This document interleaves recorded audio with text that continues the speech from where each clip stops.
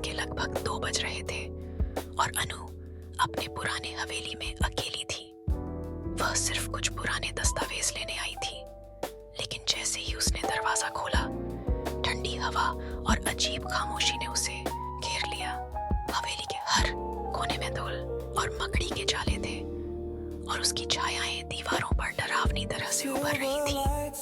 अनु धीरे धीरे अंदर बढ़ी। हर कदम पर फर्श झरमराता और किसी ने उसे आवाज दी, जैसे कोई छुप कर देख रहा हो। बस मेरी कल्पना है, उसने खुद से कहा, लेकिन भीतर का डर बढ़ता ही जा रहा था।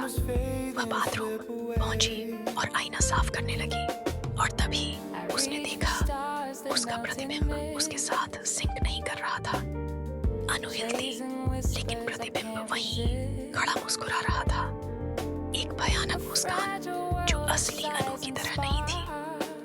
अनु ने पीछे हटते हुए कहा, ये कैसे हो सकता है? लेकिन प्रतिबिंब धीरे धीरे आईने से बाहर निकलने लगा। उसकी आंखें गहरी और काली थीं और उसकी हंसी हवेली में गूंज रही थी। अनु भागने लगी, लेकिन दरवाजे गायब हो गए थे। हवेली के कमरे अजनबी और बदल चुके थे। फुसफुसाहटें अब स्पष्ट हो गई थी। आओ, खेलो हमारे साथ।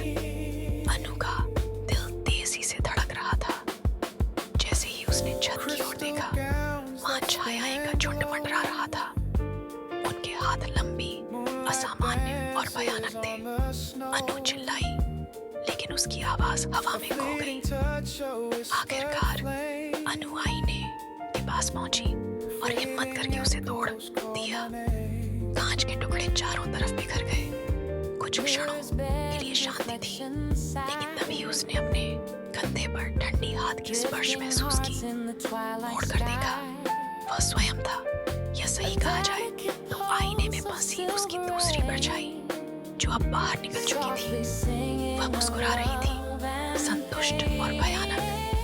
अगली चीज जो अनु ने देखी, वह आईने के टुकड़ों की ओर खींचती जा रही थी, जैसे कोई दूसरी दुनिया उसे अपने अंदर खींच रही हो। हवेली बाहर से शांत थी, लेकिन अंदर अब एक नई परछाई